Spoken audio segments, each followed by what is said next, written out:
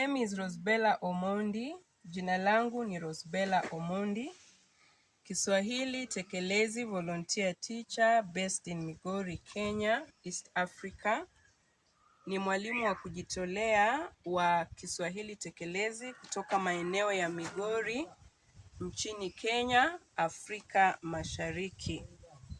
My class today will be at a World Heritage Site called Thim, Lich, Ohinga. Darasa langu kwa njia ya video leo litakuwa katika eneo lililohifadhiwa ulimwenguni liitwalo Thim, Lich, Ohinga. Thim, Lich, Ohinga is a complex of stone-built ruins in Migori County, Western Kenya in East Africa.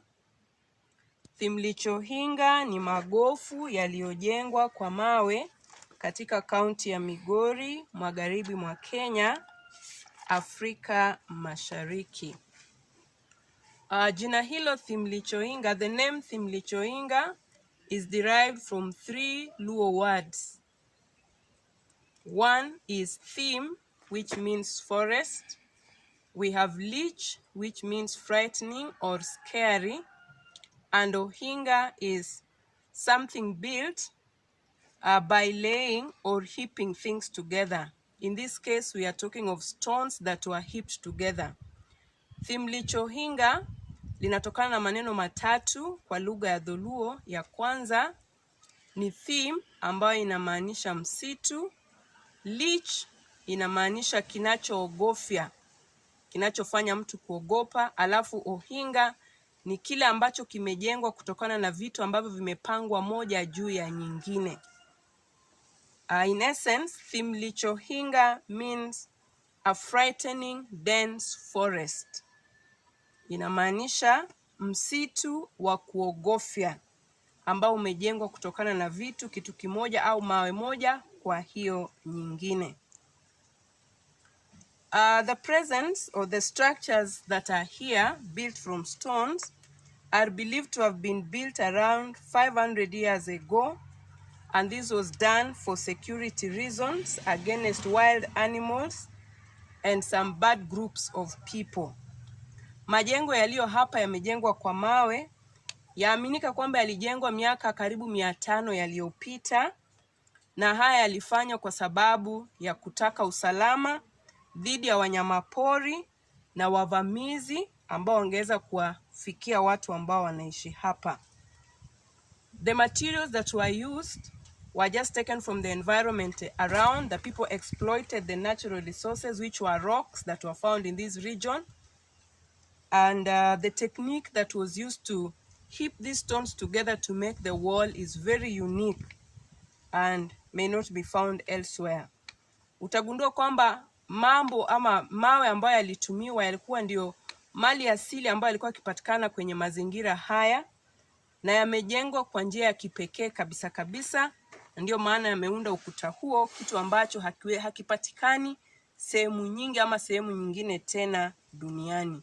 So welcome as we get into Thim, Lich, Ohinga and be able to learn or to see the few things and the walls that have been built in this place as we learn together. Karibu tunapoingia humu ndani tujifunze, tuone jinsi mawe haya yalivyojengwa na yale mengine yote yanayopatikana katika eneo hili lililohifadhiwa ulimwenguni. Karibu sana. The wall is here. Thim, Lich, Ohinga, the stone wall.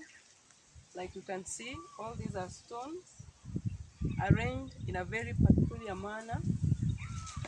Haya hapa ni mawe. Stones, mawe. Haya hapa ni mawe ambayo yamejengwa kutengeneza ukuta. Ukuta is a wall. So we have stones, mawe yametumika kujenga ukuta, used to build the walls. So it becomes like a fortress, inakuwa ni kama kitu cha kujihifadhi ama cha kujifichia. Kwa hivyo tuna hii hapa ikielekea mpaka kule mwisho jinsi ilivyo. At the walls we have an entrance that. So you have this gap that has been left here, and this is like the gate or the door that gets into the enclosure where the people built their houses and lived. Hapa tuna kiingilio, entrance is kiingilio ambayo imejengwa, tumeachiwa nafasi. There is an entrance, kiingilio, ambapo ukiingia pale ndani utapata maeneo ambapo watu hawa walikuwa wanaishi. You'll be able to get the houses and where they were situated inside. So this is the entrance, kiingilio cha kuingia hapa. Apart from the stone wall, we equally have other structures within Thim Lich Ohinga, and one of them is this grass-thatched hut. Tuna majengo mengine ambayo yanapatikana hapa ndani. Moja yao ni hiki kibanda ambacho kimeezekwa kwa nyasi. Grass is nyasi, it is grass thatched, and it's a homestead with other huts too. Ni mji ambao uko na vibanda vingine pia. Utagundua tuna vile vibanda viwili pale. Tuna ile pale ni zizi la ng'ombe. That's a cow pen. A cow pen surrounded or made up wall with stones. That's a cow pen. And right this other side we have the granary. Granary in Kiswahili is gala. And then the cow pen that is stone walled is zizi. Zizi la ng'ombe. Ng'ombe is cow, zizi is pen.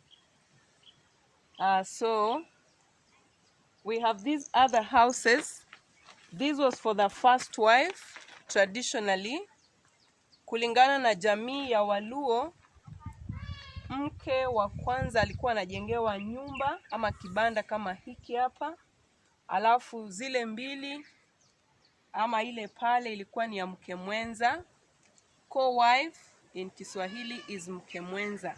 So we have that hut that was for the co-wife.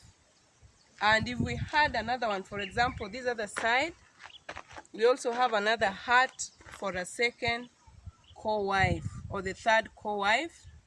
And then the granary, ambayo ni gala. Granary, gala in Kiswahili.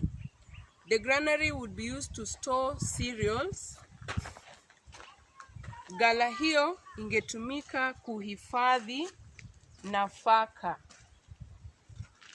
Kuhifadhi nafaka, to store cereals like millet, sorghum. So a granary, I've said, is gala. Nafaka is cereals. We have millet, wimbi. We have mtama that would also be stored there. Mtama is sorghum. This is the entrance to the homestead. Hapa ni kiingilio kuingia kwenye mji huu. Na unapofika tu kwenye lango, when you get to the entrance, we have a watch tower. Unapofika hapa kwenye kiingilio tuna mnara. The watch tower is here.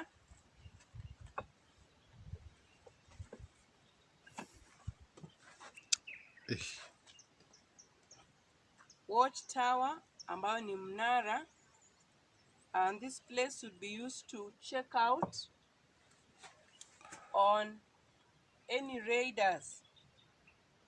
If there were people who would want to come and raid the homestead, then somebody would always be at the watchtower to check out for enemies who may want to get in. Kwenye mnara huu kungekuwa na mlinzi. Mlinzi is a watchman in Swahili. So mlinzi angesimama hapa ili kuangalia maadui. Adui is an enemy. So angeangalia maadui ambao wangependa kuingia kwenye mji to come and raid. The watchman would be here to look out for enemies who would want to come to the homestead and raid. So a homestead is mji, enemies is adui, and watchtower is mnara. Now where we are is a food preparation point. Tulipo hapa ni mahali pa kuandaa chakula. Down here we have this grinding stone, and this is a stone pestle. Utagundua kwamba hapa tuna hii mawe ya kusiaga, na huu unakuwa ni kama mchi ambao unatumiwa kusaga unga. The grinding stone was a traditional way of making flour. Ni njia ya kitamaduni au ya kiasili ya kuandaa unga. Kwa hivyo nafaka ingetiwa hapa, the cereal would be put here and then laid on this stone and would be ground using this stone pestle. Kwa hivyo nafaka ingetiwa hapo, iwe ni wimbi au mtama, finger millet or sorghum would be placed there and would be ground so that flour would be gotten out of it. You realize that the site here, Thim Lich Ohinga, is a traditional and cultural site. Ni eneo ambalo ni la kitamaduni na vitu vya kiasili. Even the huts that we saw, those are traditional huts which have been overtaken by the current houses. The same way, the grinding stone have been overtaken by the machineries that we now have to process our food. Utagundua kwamba Thim Lich Ohinga ni eneo ambalo linashughulikia vitu vya kiasili na vya kitamaduni, na kwa sasa vimebadilishwa na mashine za kisasa ambazo ndizo zinazotumiwa kuandaa vyakula. So we have the grinding stone, tuna jiwe au mawe ya kusiaga nafaka. We have various homesteads, and within the homesteads we have various activities, like we have just seen the food preparation. Where we are now is a place where games were played. Utagundua kwamba tuna miji mingi humu ndani, na katika miji hii kuna mambo mbalimbali yaliokuwa yakitokea kama vile kuandaa vyakula pale. Vile vile tulikuwa na michezo. Games are michezo, and one of the game that these people played is called Mankala or bao game. There's a board. There should be a board ideally, but they would use the stones. As you can see, we have various holes and would have stones that would be used while playing this game. So kulikuwa na mchezo wa bao ambapo tulikuwa na mawe mbalimbali ambayo ingechezwa na watu wawili kubadilishana kwenye shimo hizo. Mashimo hayo mawe yangetiwa pale, kisha mchezo kuendelezwa. Traditionally this is common in African countries. Waafrika wengi walikuwa wakipenda mchezo huu, mchezo wa mawe. Wazee hasa walikuwa wanapenda mchezo huu, kuweka mawe kwenye mashimo hayo na kuendeleza mchezo wa aina hiyo. The whole of this place is a homestead called Kokech. We have various other homestead like Kakoko and the rest, and the homestead is this vast. We have various other stone structures inside where we would have various houses built or various huts. I think you can see it's a whole vast place with structures inside, and this is just one homestead. We have several other homesteads within the Thim Lich Ohinga site or heritage site, and so this is called Kokech. The entrance is where we go through, watchtower just at the entrance, and then the other enclosures within the homestead utagundua kwamba hapa ndani ni mji mmoja tu.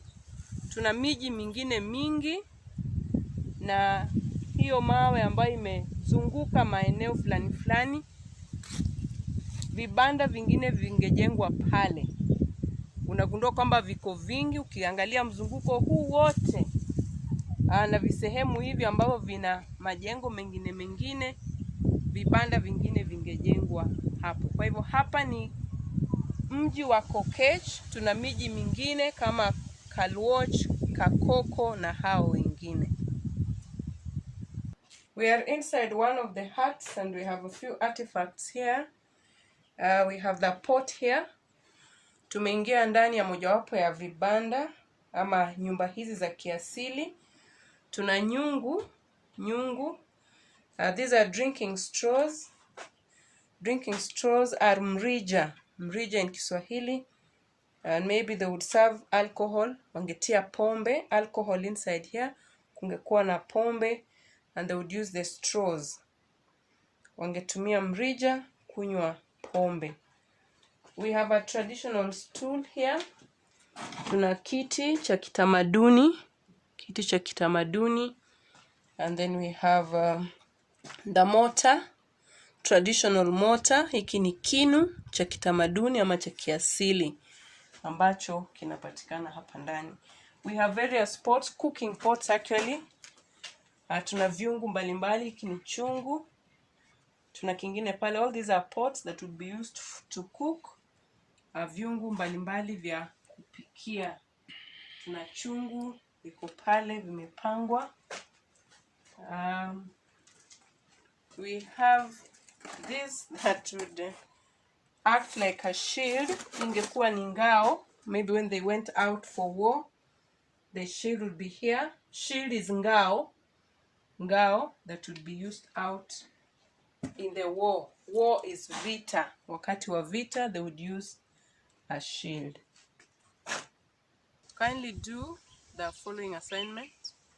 We have come to the end of our lesson today. Tumefika mwisho wa kipindi chetu cha leo. Naomba mfanye kazi ifuatayo. 1. Name any 10 objects in Kiswahili. Taja majina ya vyombo vyovyote 10 kwa Kiswahili. And secondly, name any 10 objects in Kiswahili that we have learned today. Taja majina yoyote 10 ya vitu ambavyo tumejifunza kwa lugha ya Kiswahili leo. Secondly, you also say the names of these objects in English. Vyombo hivi ambavyo mmevitaja kwa Kiswahili utoe tafsiri yao kwa lugha ya Kiingereza.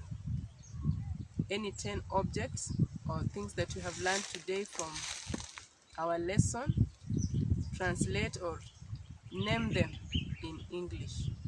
Thank you so much. Asante sana. Lastly, give any 10 words in Kiswahili. Any 10 words in Kiswahili. Taja maneno yoyote 10. Maneno yoyote 10 uyatoe kwenye Kiswahili na uyaseme kwa Kiingereza. Any 10 words in Kiswahili and say their meanings in English. Thank you. Asante.